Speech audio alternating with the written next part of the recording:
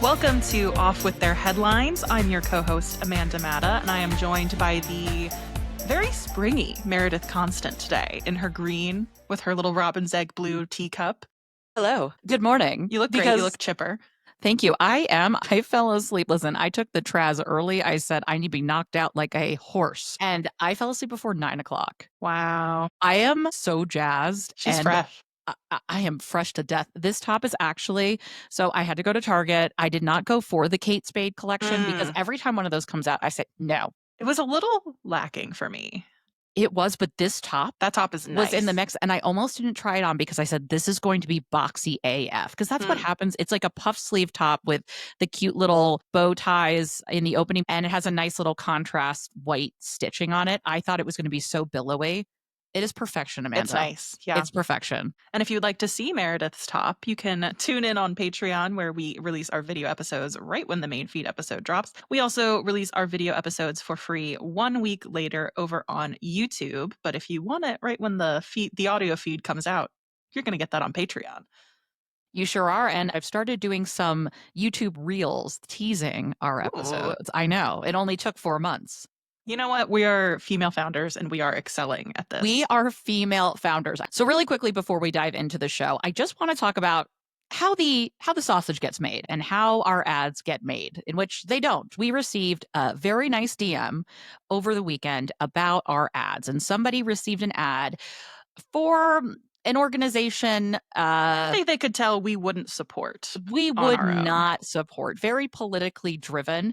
And they just wanted to let us know, which thank you for letting us know and not leaving a negative review. By the way, tons of beautiful reviews coming in on Apple. Thank you so much. I sound like Trump, the most beautiful reviews. But no, seriously, they're beautiful. They're gorgeous. So we just wanted to let you know that the way our ads work right now is that they're dynamically added, which means we don't have control over how they're placed and when they're placed. We have some control over the mid-roll, which comes in the middle in terms of where it drops, but not the content of it. So when you hear ads, some of them are locally driven, and so you'll hear things that are just tailored to you. Some are, national, international, but we don't have a ton of control over what is dynamically added. Now, just to let you know, we did reach out to our host and we said, hey, we want to talk about this. We received a very long checklist of what we would like not to be included. Which, to be clear, I had thought we already did that step. I thought so too, but this was a very long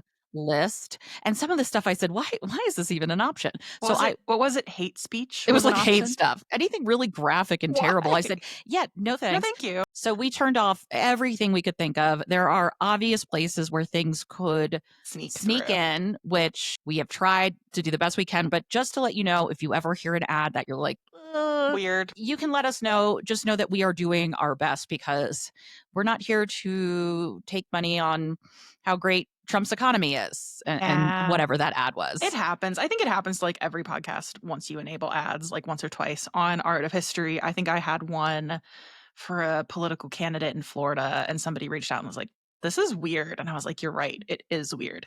It also, like Meredith said, does depend on your own internet browsing sometimes. Sometimes it's podcasts that Acast thinks you'll like to listen to. It's the ad landscape has evolved significantly. It's wild. But yes, today we are having our coffee and tea talk. Amanda, what do you have in your cup? You have your really cute cup again. Again, I think it's from Amazon. I got this as a gift actually. So cute. I'm not sure. Yes, I am drinking, it's called the Snowflake tea or Snowman from Rosemary House, where I recently hosted my own tea. Ooh. It is black tea with coconut, almond, and I want to say kiwi. Sounds refreshing. It's delicious. Yes. So I got these really cute, I forget the kind, but they come in a actual tea like hat box looking thing. Cute. I found it at an antique store and it's all different colors with the little gold handle and the matching. That's adorable. Saucers. So here's the great tea debate though. I'm drinking the Queen's Jubilee tea and I went over to a friend's house who went to an English conservatory. She's American. But she lived in England for a couple of years, so she was routinely mocked over making tea until she could make a correct cuppa. And so she said, do you want some tea? And I said, absolutely not. It's past 7. I shouldn't even be outside. She said, I'll make it decaf. And I said, okay, I'm probably not going to really drink this. So she brings it over. I look at it and I'm like, oh, it's very beige in color. And I said, oh man, this is the kind of tea that would get me mocked by British people. I take a sip. It is the goddamn most delicious thing I have Mhm. ever consumed. It is amazing. I look at her and I said, what did you do to this? And she said, the secret is obviously getting the water temperature right. She gets hers to 212, and then she covers the teacup with the saucer and steeps it for 3 to 5 minutes. And then she puts in a little, I don't know how much, but she puts in some cream, some milk and cream. Okay. And I routinely get made fun of for the color of my tea. I always thought because it's a little too light, because I would put in a splash of milk. So it's kind of a watery brown, which I know sounds appetizing because I thought I was being made fun of because my tea is too dark. Now I'm wondering if I was being made fun of because it's not light enough. So I'm just confused. Like, Interesting. what are you supposed to be doing with tea? So I just want to know how I stop getting made fun of on the internet. That's never going to happen. Sure. I know because at this tea that I hosted, I did give a talk on like the history of royals and afternoon tea time because it's such like an institution. So during that research, I'm not going to say I know how to make the perfect royal cup of tea, but what I've learned is if you are the queen, you bung your leaves right in the pot. You bung them in is what they would say. No tea bag, boiling water, like piping hot. So the temperature is important and it's dark. You steep it until it's dark. Okay. You want a good strong tea if you know you are going to be adding milk to it. And it's totally fine to add milk to your tea. I think you're too hung up on this. I don't think you need to be self-conscious. What people will make fun of you for is if you add your milk in first, or MIF. It is a social taboo. It's a faux pas, and it signals that you are low class. So I would never never do that. I would never do that. Do you want to know why it's low class to put your milk in first? Can you guess? Is it because you like don't have enough like good tea, so it's not going to be brewed and strong enough and dark enough? No. No, I was gonna say No. close, but no. It has to do with your porcelain, and it like obviously this isn't a thing anymore. But back in the day, the porcelain was imported, and if it was the cheap stuff, it would crack if you poured in hot liquid. Okay. So if you didn't have the good stuff, you poured in your milk first to Soften cool the everything blow. down. Okay. Right, exactly. So now it has become a symbol of high status to not even worry about pouring your milk in. You can pour it in whenever because your porcelain can handle it. Well, listen, in my Kate Spade for Target top, I'm feeling pretty high class because no milk was splashed in here before Ooh, the tea hit. you got it. You're So doing great. tell me more about this tea because I unfortunately did not make it. Although I did get, I believe, am I the only royal reporter invited to your wedding? Is that true? You have the exclusive, Meredith.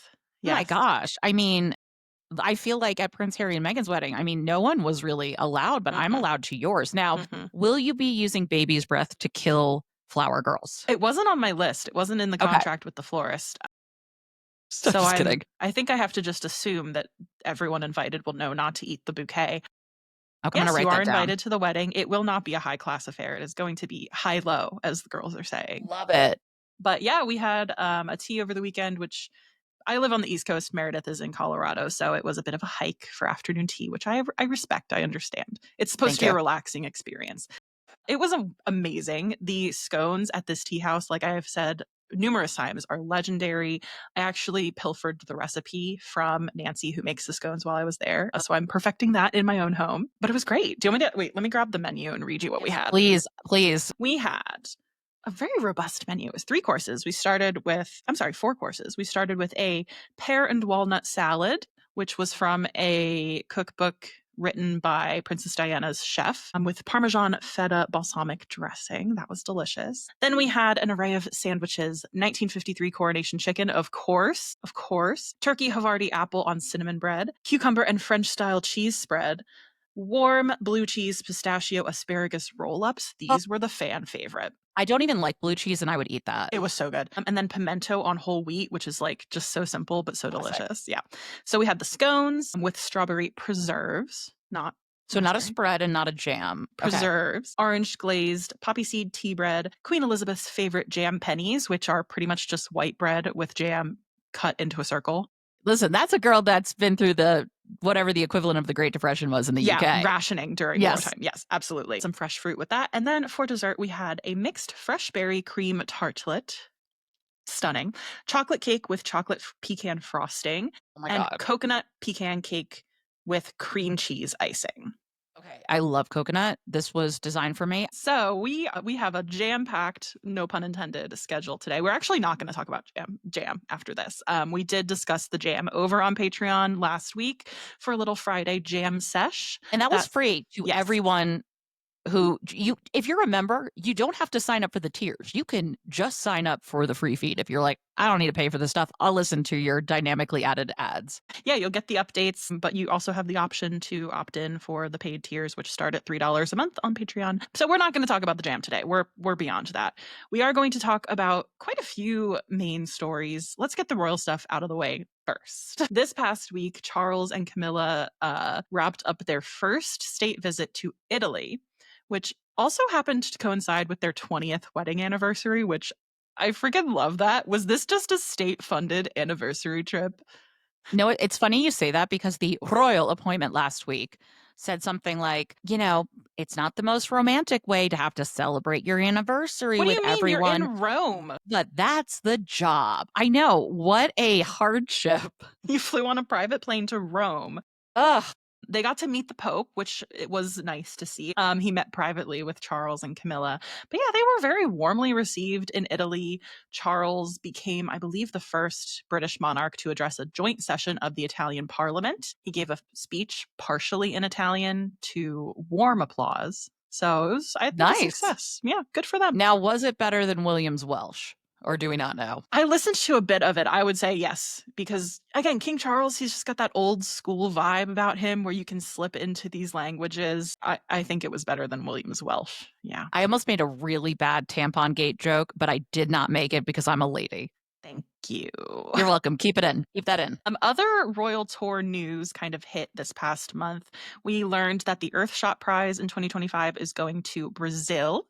So that was announced in a little video on the Earthshot Prize YouTube, featuring Robert Irwin, Hannah Waddingham. Is Robert Irwin the son of...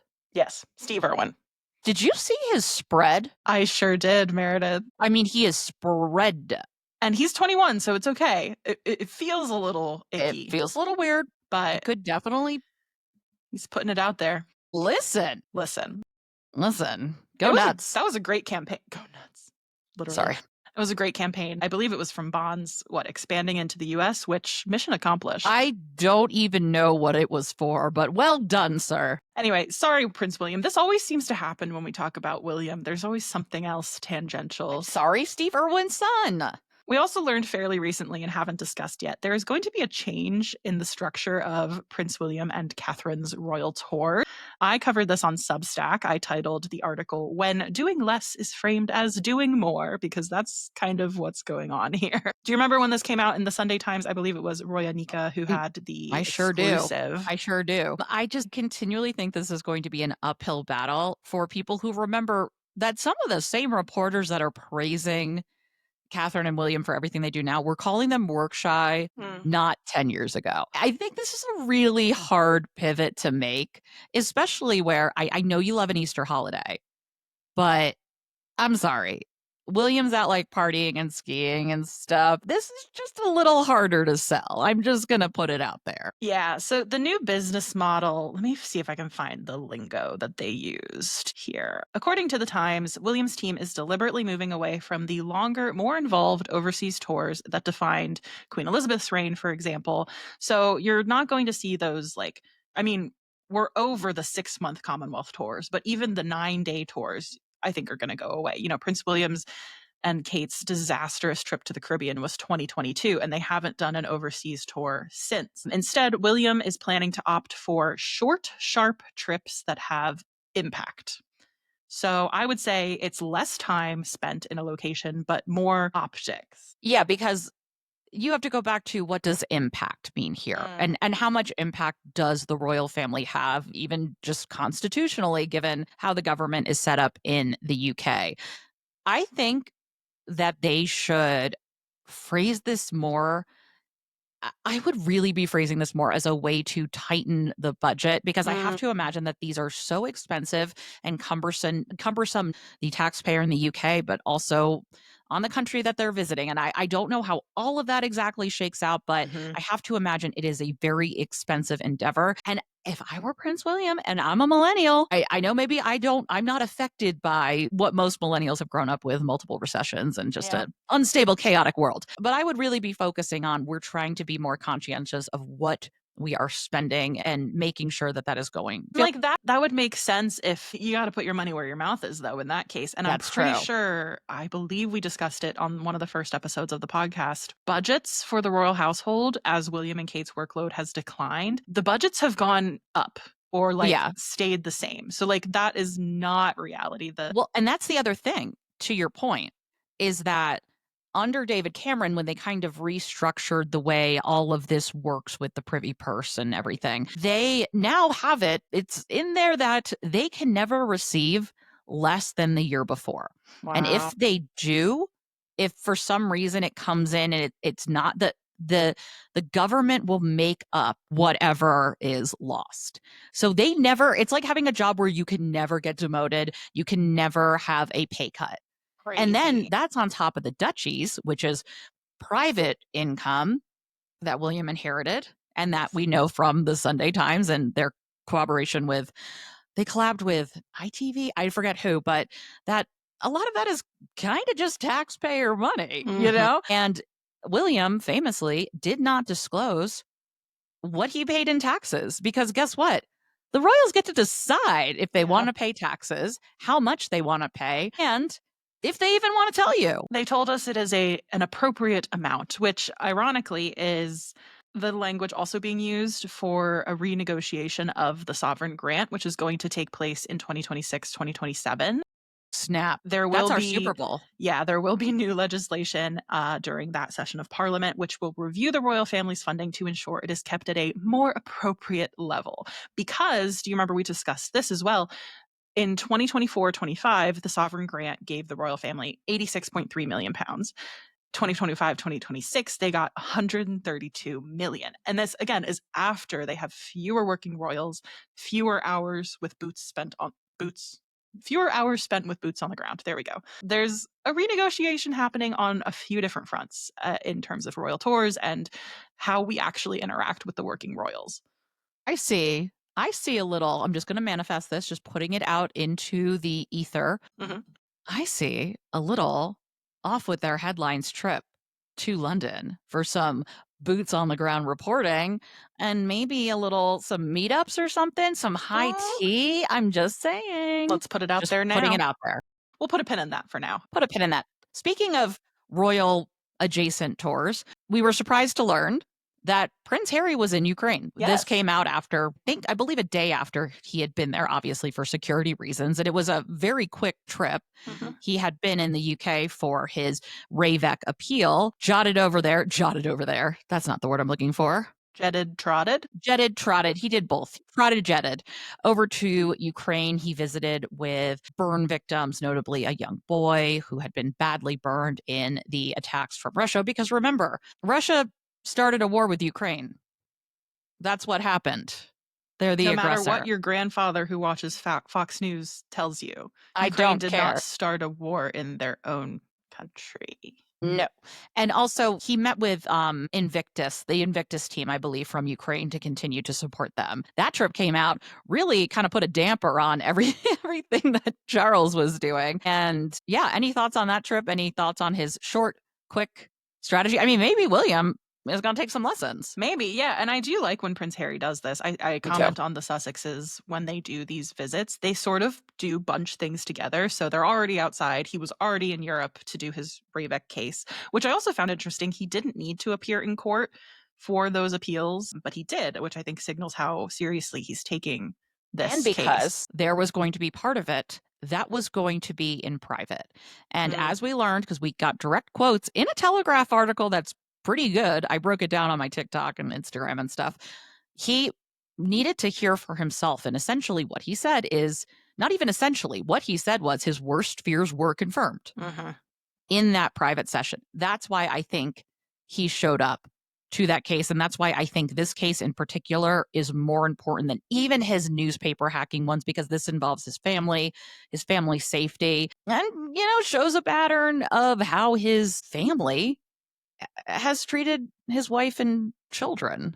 Yeah, you put together a really, really great roundup of that, of Thank you. all of the documentation and just like real life evidence that should be going into this bespoke arrangement with Ravek, but some of it seems to have eluded the royal household. Anyway, the other thing I kind of got out of Harry's Ukraine visit was I loved seeing on Meghan's Instagram that he brings home treats for them and the Love kids. it. He brought home a cake, Easter bread. He brought home a symbolic offering of Easter bread made from flour harvested from demined fields in Ukraine. So I don't know, they're just so good at weaving messaging into these little tidbits. It's really, really, really well done. Of course, people, I think, were up in arms because Meghan shared a letter Yeah, I that was she going to received, say. and didn't it say Her Royal Highness or something? Like Which, somebody. like, yeah, it was the first vice prime minister of Ukraine who wrote a message to Meghan expressing gratitude for her family's support of Ukraine and drawing attention to humanitarian demining, which was kind of a central tenet of Harry's visit. But yes, she addressed it, Your Royal Highness, and there were articles, there were people saying, we reached out to the Sussexes for comment on whether this was Meghan readopting her title. It's like, no, you weirdos. It's just like a message that someone else wrote her. Like, oh my god, I swear everything she to does has to have an ulterior motive. always. And if she had used whiteout, which I wouldn't want to use that on this beautiful message, Mm-hmm. they would have said, oh, she's micromanager Meghan. Ooh, yes. And also good alliteration. And if this person had called her Meghan Markle, she Mm-hmm. probably would have still shared it and been fine Yeah, or about it. Duchess Meghan or something And like then it that. would have been like, Meghan Markle is okay when the vice, president of Ukraine calls her Meghan Markle, but not Mindy Mindy, yeah. Kaling. We reached out to Mindy Kaling's She can't representatives for win for comment. losing. She just can't. Nope. But speaking of Meghan, I need to issue an apology. Okay? I can admit when I'm wrong. This Was a has been little embargoed until now. It's been embargoed. It has. No one's been able to post it. I had some feelings when I first heard about Meghan dropping a podcast, not because I had anything against her dropping a podcast. I'm glad that actually we see the payoff of the Lemonada Media deal, which I knew we were going to see eventually, and I did respond to a comment on my TikTok 1 year later when they said, I bet we're not going to see this podcast. And I was like, oh, Here it is. a Capricorn never forgets. Here it is. And at first I heard confessions of a female founder, and I said, I just don't know if I can do this right now. It just feels like a lot. And then you started listening to it. And you're like, oh, I'm kind of enjoying this. Yeah. And then my super sleuth Amy reached out and said, Meredith, I think you should give a listen to this podcast because it's some of the things that I try to tell you. And I said, oh, polite Yeah. reading for filth. I started listening into the car on the way home from dropping the kids off at their various activities. I brought it inside with me and switched over to my headphones. So that's how serious I was. Got on my walking mat, and within 10 minutes, I am crying because it's really good.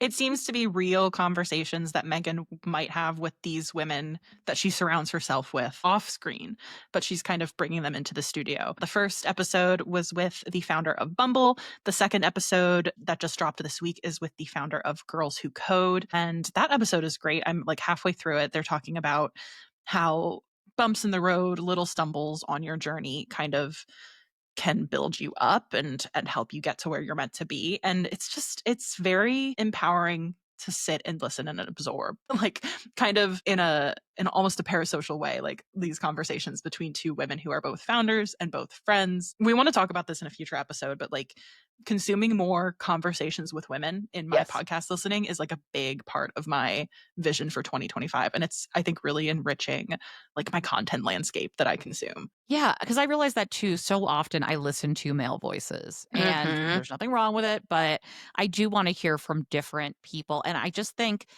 the Lemonada, I just think that relationship with it just feels Fits. better. Not that honestly, I didn't listen to Archetypes because it didn't feel up my alley. And I thought that this might be similar, which is why at first I said, I don't really know if I want to listen.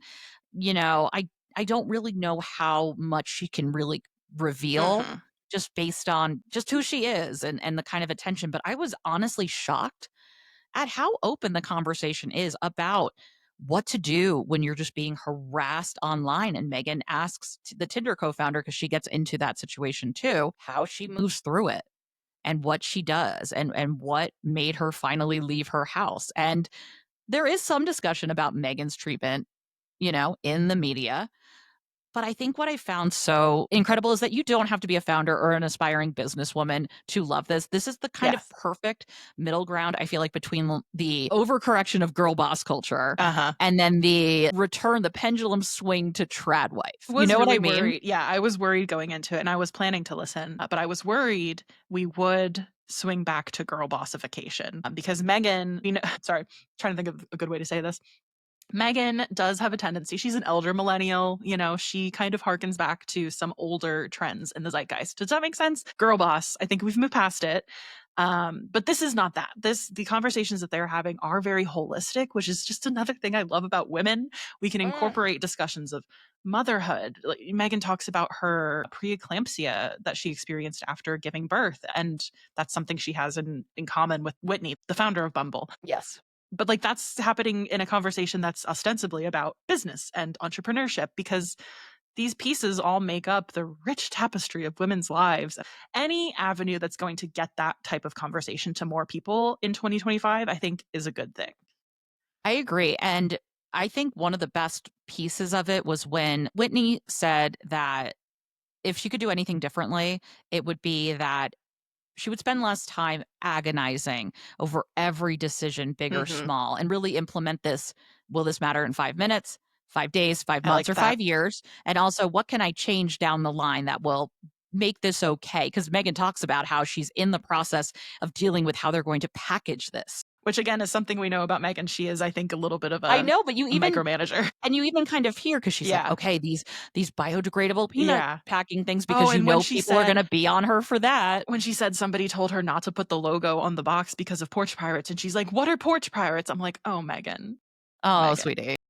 And I said, somebody's going to come at her for that. Or I'm surprised they haven't. and I have to say something, not that any British writers or any sort of writers listening to this, but if you are going after a woman for sharing that she had preeclampsia and making fun of her and dogging her, you are a disgusting person. Get help.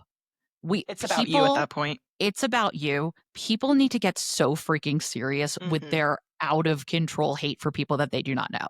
It is revolting to act like she saved this. That happened, we don't know, with Archie or Lilibet. So at least a couple of years, she saved this for the moment she could drop it on a podcast. That makes no sense. It's just part of her story. Stop it. It's part of her story. I loved hearing about the balance of motherhood and prioritizing your health, which is something I need to hear. I think everyone needs to hear it, especially women, whether you have kids or not, over and over and over again.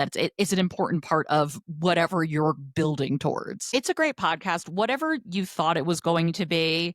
Whether you feel like you can add another podcast to your plate, I would really say give this a listen. I've added so many to my plate, just like in the last month. And I will not. You have to be. I won't even add this podcast to my rotation. You're not following, you're just tuning in each week. I'm listening. I'm You like, have okay. to search it every time. I got through the ads. Okay, keep going. Okay, listen to the ads. No, I listened to some of it. Speaking of the ads, just a moment for the first episode. Did you hear the Jenny Kane clothing ad? I mean, come on. Come on, seamless.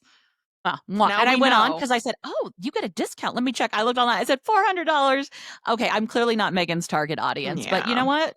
For some people, that like, if you are looking to like refresh and get those, I mean, she's targeting female entrepreneurs. These are women who need to present that image. Yeah.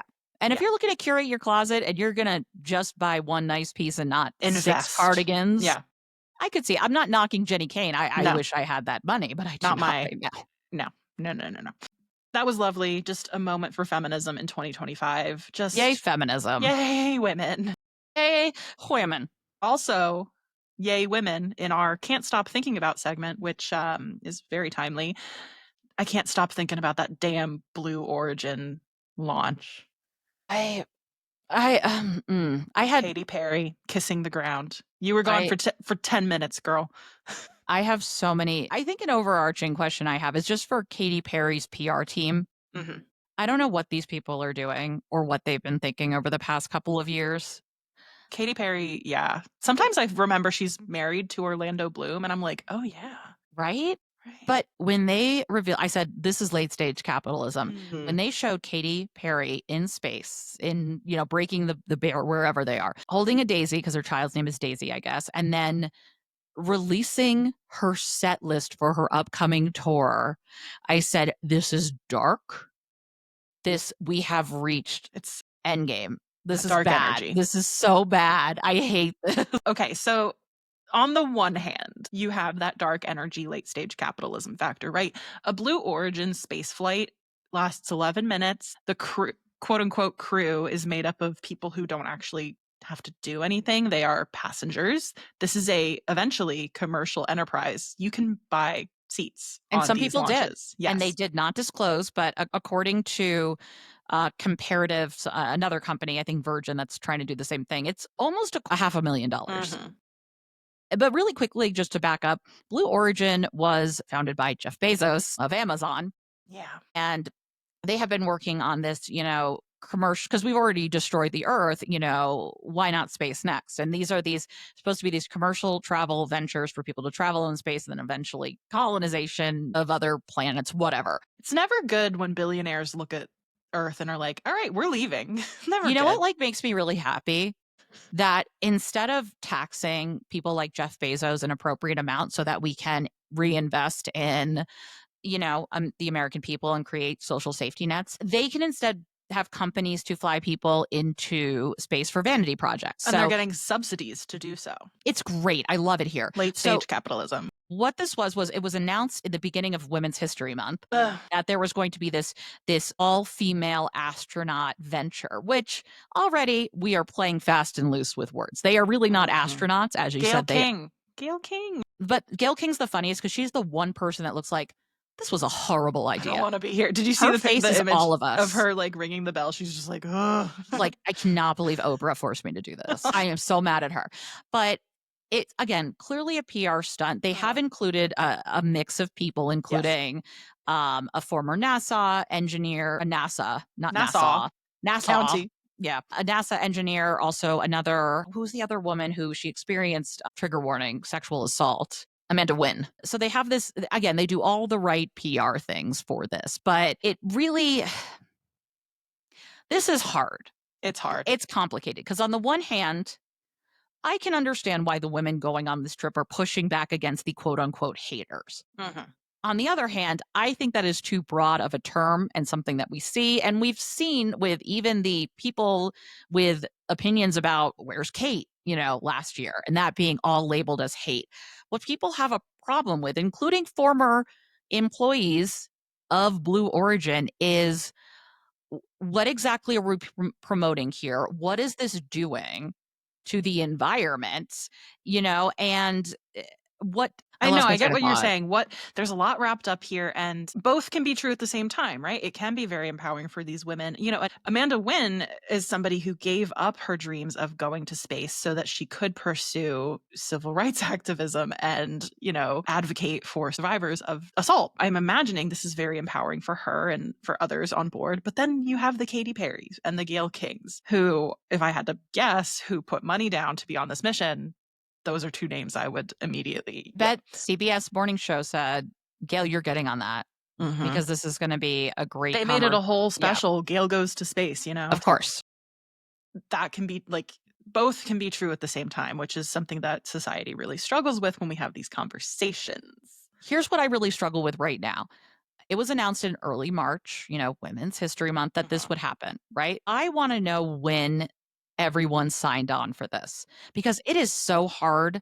Because I keep thinking, if it was last year, I don't know. If this is President Kamala Harris, I think It there's would've maybe been more fun. focus on this, and Yeah. maybe we're okay with it. Maybe not. Maybe we still have qualms, but I don't think it is as contrasting with the brutal reality that yesterday we also saw the Trump administration deny the AP from re-entering the Oval Office after the Supreme Court said you have to let them in to report. Mhm. And then meeting with the president of El Salvador.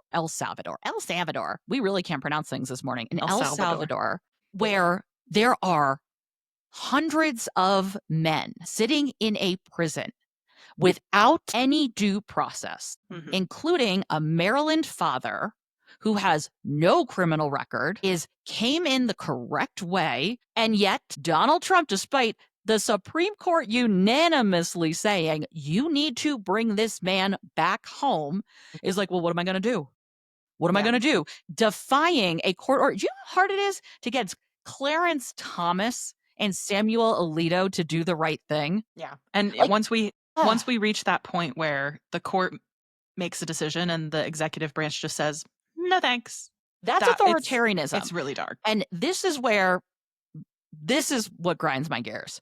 That is going on while the guy, Jeff Bezos, who owns Amazon and the It is Washington stupid Post, bootcut jeans. My and his God. stupid bootcut jeans, his fall next to the Blue Origin when it landed was karma. He fell. It's very funny. Go look it up. He is not only donating to the Trump campaign, he buys a ridiculously priced Melania documentary through Amazon to butter President Trump. Puts Lauren Sanchez onto the rocket. Has completely destroyed the Washington Post of any credibility it once had by bringing in people like CEO Will Lewis, by deciding that, oh, by the way, any editorials and stuff now have to be about like freedom and stuff we agree with. The fact that you are helping essentially this man, this billionaire, when you go on and promote his Blue Origin, which is what it is. They gave to Jeff Bezos and Blue Origin. And using women to do that is so insulting, I think, especially in a climate where female astronauts are having their names and headshots and bios scrubbed from the NASA website because of quote unquote DEI. Just disgusting levels of cognitive dissonance happening right now. And there was a lengthy essay put out by former employees of Blue Origin about this mission, and not only talking about some of Mission. the mission, you Sorry. know what I mean. I don't Flight. know. Yeah. TikTok moment. I want to be careful because I don't want to totally besmirch what these women did. Again, it's complicated. I don't so much have issues with the individual women who decided to Mhm. do this, Right. but the owner, the people in power, the contrast with The where fact we that are it right now. exists at all. Yeah. Exactly. Yeah. And so they talk about how, I'm sure this is going to surprise you, but the organization is rife with sexism and all leadership is What? 100% male, white male. What? They basically want to burn employees out so they can beat other companies. It's go, go, go, Blitzscaling. grind, grind, grind, overlooking safety, not thinking about how to become carbon neutral or reduce the environmental impact of Mm. sending one of these things into space. There are two things in particular that I want to read. One of the things is what are they calling on companies like Blue Origin to do? And what they're calling on at a minimum is for Jeff Bezos and the rest of the leadership to, quote, be held to account and learn how to run a respectful, responsible company before they can be permitted to arbitrarily use their wealth and resulting power to create a blueprint for humanity's future. Seems like bottom line. But then the Yeah. call is for all of us collectively. And I think this is really important. Quote, but beyond that, all of us should be collectively, urgently be raising this question. Should we as a society allow ego-driven individuals with endless caches of money and very little accountability to be the ones to shape that future? Mhm. Mic drop. Yeah. Right there. Right there. Because, and this is going back a bit, no company is perfect, which they admit. But, quote, unchecked power does not create an environment in which any leader will operate as their best selves. Billionaires may like to present themselves as altruistic, using their resources for the benefit of humanity. In our opinion, however, much of that image is an illusion created by public relations teams underpinned by ego. I mean, Write your Congress people. write your Letters. Congress people. Call Because their this offices. really is the issue here. And I think it's why you saw, from what I saw, a lot of people are like, hey, really glad nothing went disastrously wrong, but also not really into promoting billionaires and the way they're using their money. Because the second you could colonize any place, it's the rich people that are going to bounce out of here. It's not going to be affordable to anyone No, else. we're not going to Mars. Yeah, it's bleak. It's dark. It's just a very dark chapter in our nation's history for so many reasons.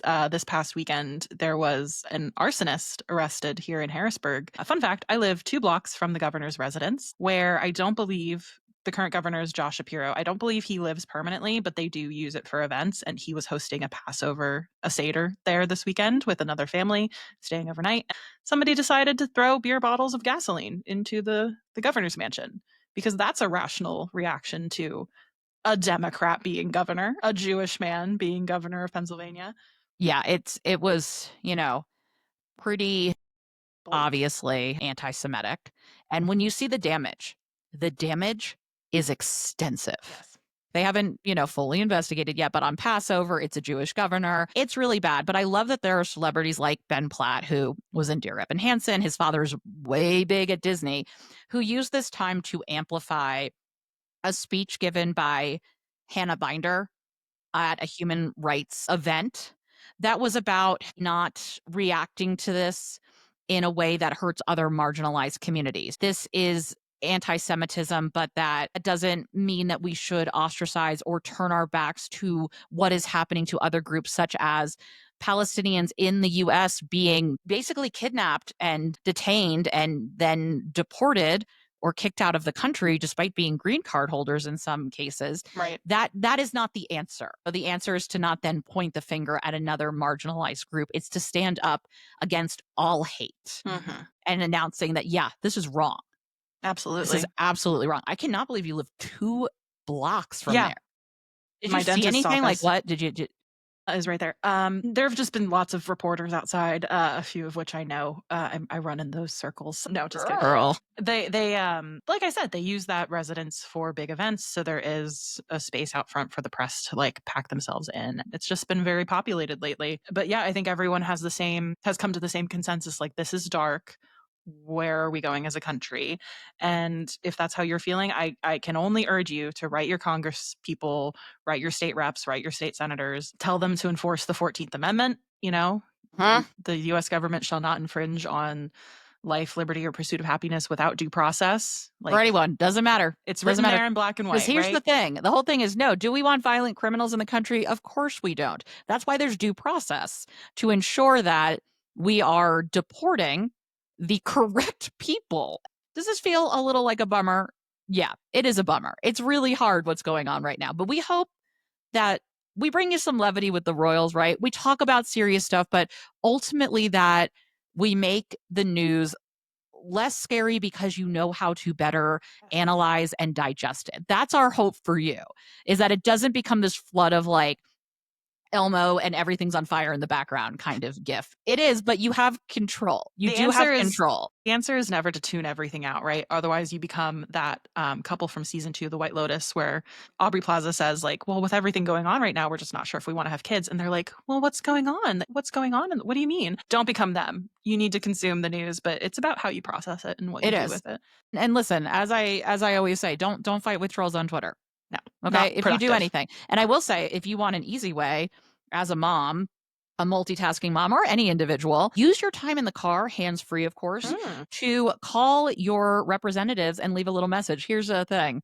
I used to save, and I'm going to get back into this, I used to save all of my senators and rep in my phone on speed dial. Nice. So I was like, Ted Cruz, hello, it's me, baby. Most of the time, no one picks up the phone, you leave a message. Or a tired intern picks up the phone and you're like, hey, I live in zip code, blah, blah, blah. And then you hang up the phone. Yeah. I used to do this in the car line all the time, and I'm going to get back into that. It's a great use of car time. Yes, absolutely. The carpool time when you're waiting to pick up the kids. Yep. Call every day. Get them to the point where you say, do you need my zip code? And they say, no, Meredith. We know who you are. Yes. John Cornyn's office. Sorry, not sorry. Not what I said. Well, to wrap up today, I hope we can put some levity into this conversation. We had a question on the Patreon from Sam, who asked us if we saw a particular Evie Magazine article, which she told us it said, fashion predicted the Trump triumph. Please discuss. I read the article, so you don't have to. Amanda was on one, and then she sent it to me. I said, wow, Amanda, I just spent an hour researching another organization because of this. So here's the claim from Evie Magazine. How fashion predicted a Trump triumph. You could see it in the headlines, read it in the hashtags, and spot it on every For You page. Before the political pundits caught on, fashion had already forecasted a conservative comeback. So no, it hadn't. Sorry. What? No, it hadn't, just off the bat. No, first of all. Can I tell you what helped predicate it on a global level? not just conservative, but for everything, we saw in many countries a jump to the oppositional party Mm. across the globe because of COVID and inflation. We saw this kind of, well, okay, the people in power. It was a worldwide thing where people said, okay, well, You're let's thinking go with the too other. big. You're thinking too big I'm and too sorry. I'm sorry. rationally. People, Temu started making Chanel-esque tweed And people suits. started wearing red, white, and blue again, Meredith. Apparently, the sartorial shift towards red, white, and blue and quiet luxury aesthetics signaled that a critical mass of Americans were embracing the values of faith, family, and class once again. Yeah, I'm going to pull some quotes out and just read them to you. Please. America's cultural heartbeat quickened for tradition.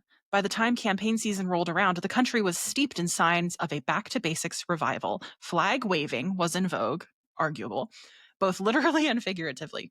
Thank you. All that remained was for these cultural currents to translate into votes, which of course they did. Ma'am, if you spend any amount of time in Texas or anywhere, you've been seeing American flags out of pickup trucks Yeah. forever. Mm-hmm. It's not like you were getting targeted for waving an American flag. That never happened. So the crux of this article is that, yes, trends in clothing have long reflected deeper societal shifts. The author of this piece, who I believe Meredith has a little dirt on, talks about the latest revival of American style being no exception. From back roads to Broadway, apparel began to represent lasting values of timeless heritage, and fashion once again mirrored virtue, not volatility. Items listed as indicating this shift included, quote, trending Ralph Lauren flag sweaters, vintage bootcut jeans, cashmere sweaters, men in World War II era bomber jackets, and pleated trousers. Pleated trousers just, I think, look good on anybody. So Yeah, they've been in for a couple of years, but whatever. Like, go talk to Madewell. the J. Crew lady jackets, the quiet luxury capsule collections, and brands like Cezanne, Tuckernuck, and Brooks Brothers. In other words, class was cool again, and even the trendiest of influencers swapped streetwear for staples. Hey, Amanda, have you ever heard of something called the 30-year cycle? Mm-hmm, I sure Where every have. 30 years, fashion comes back. I feel like the cycle's shortening too. We have micro It trends definitely now. is. But also, so we're basically like we're in the 90s right now. What was really freaking cool in the 90s? It was those American flag Ralph Lauren sweaters. It was Yes. the Old Navy, those vintage Old Navy flag shirts. It was bootcut jeans, which made way to the low rise jeans, because these are trends. What kills me about this magazine is that they never consider, obviously, because it would ruin the argument, all of the other logical reasons that there was a move to more conservative fashion. Which And I I think, do have a few of those to illuminate here. please. Yeah. So yes, I almost said ballerina farm. Evie writes that at a time when the left promotes a narrative that America's history is primarily one of oppression and shame, many Americans, particularly young people, are instinctively pushing back through their wardrobes and lifestyles choices. Hence the return to quiet luxury, femininity, although they only claim a few feminine trends, namely bows, lace, and ballet flats. The author writes, we re-embraced the cover pink, but traded the fluorescent Barbie core fuchsia for softer blushes and pastels. Even the makeup got subtler with the no makeup look, featuring tinted moisturizer, glow drops, brown mascara, and gel brows. Again, it's just cyclical. So they're writing about how, no, we're pushing back against the left's progressive narrative, and we're bringing traditional values back into vogue. I would argue this is actually a symptom of something called the Hemline Index. Have you Ooh. heard of this? Go on. This is a theory that suggests that skirt length hemlines rise or fall along with a nation's stock prices. So the most common example given is skirt lengths getting shorter in the 1920s when America is booming. Okay, flapper, yes. And then once the 1929 Wall Street crash hits, people are yearning for a little bit of stability. The 30s sees those hemlines drop again, and things get very much more conservative. Okay, I'm with you. So you also see this in the 60s with the mini skirts kind of taking over. And then again in the 90s, you kind of have this return to covering up again. InStyle has a good article called "Is the Hemline Index Actually Real?" They write, even as fashion lovers grew to wear what they felt most comfortable in, simply picking and choosing which trends to follow, outside factors continue to play a part in determining what was in. That's still the case today, and especially in 2020. Thanks to the pandemic, social unrest, and the pending economic recession, people are now gravitating towards styles that make the most sense mentally and emotionally. They quote an expert who says, "We want to cover our bodies, wear comfy sweaters. We now have a lack of social interaction, so fashion can serve as a security blanket to quell the anxiety that we feel. You style from the inside out, so there is a congruence. You are being true to yourself." Here's my question, Amanda. Mm-hmm. So, when loungewear was like the only thing that really rose during the beginning of the pandemic, was that because sloth, liberals, laziness was in vogue, or was it because everyone was at home and no one was leaving the house? And like to You know? extend, no one's leaving the house. They're also not sure what's happening. There was Yeah. so much chaos. You just want to feel comfy. You want to feel secure. So you're going to You're gonna reach for the gravitate pajama towards pants. something Right. comfortable, and then when we saw people leaving again, I'm not surprised that we saw this array of color and just Mm. maximalism because Yes. people were stuck They're inside, out. That's and then you why. return. That's why we had the summer of Barbenheimer. It wasn't because those two movies, like, yeah, there was a moment with like, ah, isn't this funny? But like, I think the real moment that happened in the summer of 2023. Yes. I'm Yeah. almost positive. Almost, but yeah, Yes. 2023 was because, yeah, people were outside in community again. But I think it's just very funny that Evie said, Americans are dressing conservative.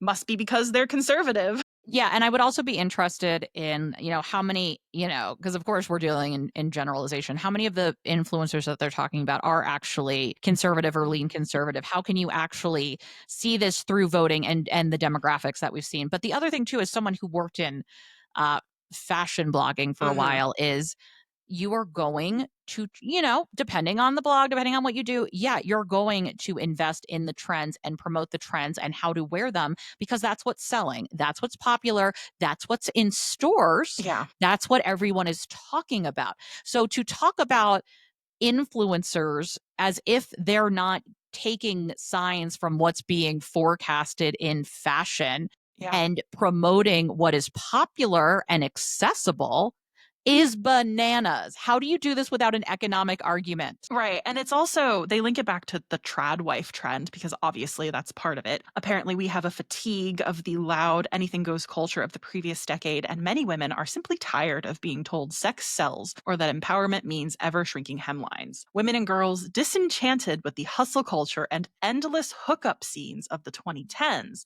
have started romanticizing simpler times.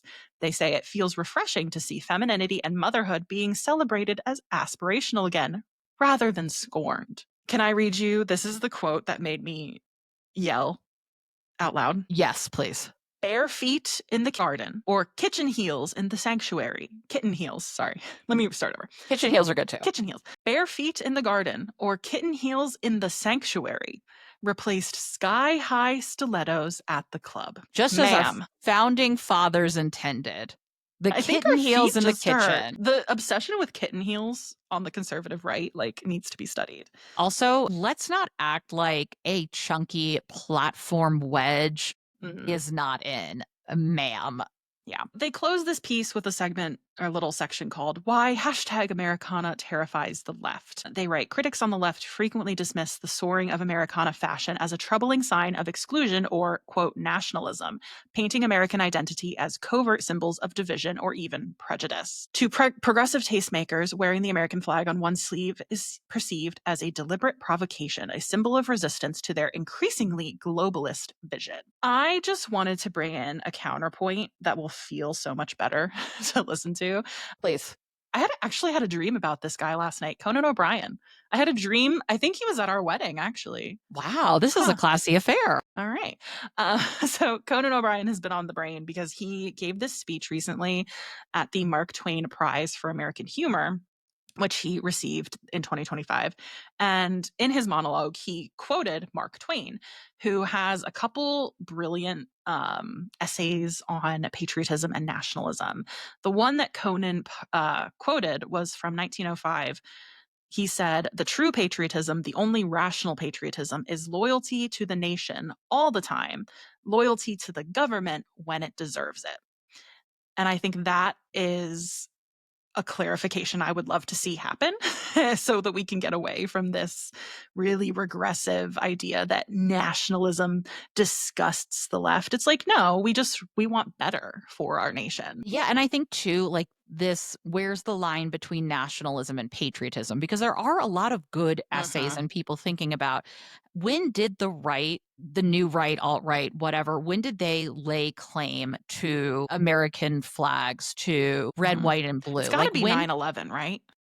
that definitely is when it started and Mhm. then yeah, really ramped up. But also when she says the flag on The sleeve. the sleeve of the shirt, she's leaving something out. Because Mm. I've been to a gym a couple of times, not very often, and I have seen mostly men in these shirts. They are very often accompanied by a shirt that says something like, I don't give an F about your feelings or F your feelings, Mhm. or a We the People shirt, which at first you're like, oh, they love the Constitution. No, that's not it. Go research it. It is stuff that lets you know what they think about what America should look like Mhm. and what it should return to. And that is very often exclusionatory for everyone, including the kind of women that write these essays. One more Twain quote just to close out Please my little section here. It's from 1901, but I think it is give it to still me. pretty spicy. It's from his essay, Twain's essay as regards patriotism. Patriotism is merely a religion, love of country, worship of country, devotion to the country's flag, and honor and welfare. In absolute monarchies, it is furnished from the throne, cut and dried to the subject. In England and America, it is furnished, cut and dried to the citizen by the politician and the newspaper. The newspaper and politician manufactured patriot often gags in private over his dose, but he takes it and keeps it on his stomach the best he can. And he closes, "Blessed are the meek." Holy Mic dropped. moly. Wow, Twain. Hey. And that's why I love the James Baldwin quote, which I'm, of course, going to butcher probably. But I love America so much that I reserve the right to critique her or something in Mm-hmm, mm-hmm. perpetuity. Yeah. That part of being an American and what we were founded on was dissent, was a better country for everyone. Yeah. Anyway, that's at least the Anyway, idea. But really quickly, I just want to talk a little bit about Bethany Miller, the do you wanna go into this at all, or do you just wanna no, end it let's here? do it. Okay. First, I want to say thank you, Sam, for asking this question because Yeah, it did thanks, send us Sam. down a rabbit hole. It was delightful. Lots of good text messages between the two of us, and you can always leave questions over on our Patreon. We're going to do a summer mailbag at some point soon, Mhm. so get thinking about those questions. We will drop that, you know, So, probably in early May or something like that. sounds about So right. I wanna talk briefly about the author of this piece. It's a woman named Bethany Miller, and I wanna talk about this because it relates to our conversation last week with Joe Piazza, who Mhm. oh my gosh, if you didn't listen to that episode, guys, that was not a skip episode. You Mhm. gotta go back and check that out. We talked a lot about how the right is so good at getting into influencer culture and tying it into these conservative policies and how Mhm. it's often a part of a bigger group. And that got me thinking about the writers of Evie. Where else are they writing? So Bethany Miller also writes for Concerned Women for America. And anytime you see something like that, it's probably not what you think, like Moms for Liberty. Right, I was just gonna say, it's not what you think. It's always deceiving. What's interesting is Concerned Women for America is an organization that is a legislative action committee, but also a registered ministry. I'm not sure Huh? how all that works. There's a couple of things I have questions about. I did not get to dig into their tax returns that far because I was like, you got to stop, Meredith. Okay. Pomodoro method says Yeah. you've done this too Take many a long times. break. Move on. Stated mission is to educate the public on nonpartisan issues, which say what? Huh? Nonpartisan? But the thing is, this is an organization that's a part of the new Christian right. Okay. Mhm. The CEO is a woman who had a salary of around $250,000 in 2024 and graduated from Liberty University, which like need I say more? I love when I see notes to myself and I link to something called Deborah's Army, which is how they talk about, in the Bible, this idea of raising an army. And I wrote Christ, literally. Anyway, happy almost Easter. So they have an entire influencer page about how you can become an influencer for this group and purport the mission of this group. So you have someone like a Bethany Miller who writes for Concerned Women for America. Nowhere another great place to write for. But if you just add some fashion and maybe some text, some tips for You going read it reverse out versus cowgirl. sending out articles. Yeah. God, You Jesus remember, I know, Christ. you love that one. Yeah, Jesus Christ. He has almost Literally, he's risen. here. So, Sneaky Jesus. sneaky Jesus. That's also a callback from our last episode. But if you take what you learned, right, and what you believe in, and you infuse it in these manicure trends and how to please your man, and hey, not only is it cool to be conservative, it's also fashionable. You are then pushing these messages in a magazine that women are going to turn to. They're going to see the sponsored ad on Instagram and say, new fashion trend. Okay. They may not see the messages in there. Some articles are more blatant than others, but that is how you get the messaging in there. That is why the right is so good at this. They legitimize their platform through their distribution of it. It's a very interesting cycle that these I outlets wouldn't be go through. surprised if there are a lot of people connected to these kind of legislative action committees that were born as a response to the growing push for women having the right to choose whatever their choices, to then getting their point of view into women magazines, influencers online, where don't be too overt about it, but you're going to show it through this story you're telling about how you live. It is It really so dark. distorts the view too of society. And statistics consistently show most Americans want women to have the right to choose, but when 8 out of 10 influencers that you see on your feed, because you've tapped into this aesthetic, are saying, we need to focus on the family, return to traditional values, that's going to distort your perception of American culture as well. I'm really waiting for the day as well. And Meredith, we've talked about this over text. I'm waiting for the day that we Google one of these authors and we find out that they don't exist because some of these articles do scream AI. Here's what gets me. And I can't get over this. They are so long. These are almost mini novels, which I don't understand because number one, nobody be reading that much. So I don't understand. Usually I'm like, how are they being paid for these? Because typically by the word. I almost want to go in and add up how many words these are. And that's where it makes me think, okay, how much of this is maybe copy pasted from something else you've written, or was there any AI involved? Because sometimes they do really read like AI had a hand in the outline of these or it was just essays. Because one section in this article about the fashion that confused me, they call this little subsection "Founding Values Made a Comeback in Music, Film, and Home." From Lana Del Rey's Americana to Beyonce's Cowboy Core, not two women I would pull in if I'm talking about conservative fashion trends. And they talk about fashion becoming subtly rooted in American pride, denim on denim, red leather cowboy boots, etc. That seems very generic. Like, how did you miss the memo about Beyonce? Ask ChatGPT to generate a section about Cowboy Core or something like that. And this is what they came up with. I think it's that. Also, it's okay, SEO terms, right? Beyonce, always going to be a good one to plug in there. But it's like she's not a conservative influencer. No, and the whole point of her article was returning to her roots and reminding people that country music's roots are in Black culture. Right. Like, antithetical to the message. And that feels like something that maybe an AI bot wouldn't know, or someone that I don't know. Where have you been? Some drafts. Yeah, you didn't do that final synthesis. Listen, she was in her kitchen heels or kitten heels, just now I have whipping up that traditional Americana that we all yearn for. Well, Meredith, I would say this was a delight, but it was kind of a delight. I was revved up. It was Listen, we had fun. Okay, I love our chats. Me or yourself? Well, it's fine. I'm going to go refill the tea. I'm going to keep myself amped, maybe hydrate with water to offset the effects, but let's not go too far.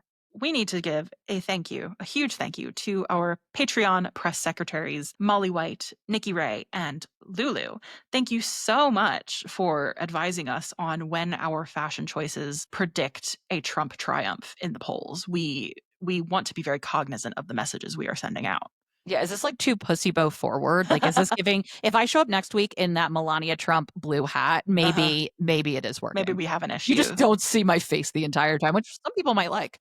But thank you to our press secretaries. If you would like to join their ranks over on Patreon, we do have a special tier that gets you a shout out in every week's episode. And we also have special exclusives over there, bonus episodes, as well as the video right when it drops. Otherwise, you can catch that a week later on YouTube. As always, if you have any questions, you can feel free to DM us. We are on Instagram at offwiththeirheadlines, or you can shoot us an email. Do that if you have a question before leaving us a review, but we do love to read your reviews on Apple Podcasts. There have been lovely ones recently. We really love that. I hope you have a lovely rest of your day and wear your American flag shirt with Kitchen pride. heels. Yeah. Yeah, put on your kitchen heels. Get out there in the world. Have a great week, everybody. Enjoy your little Easter holiday this weekend, and we'll see you in the next Happy one. Passover, too. Happy Passover. Absolutely. All right, bye. Bye, y'all.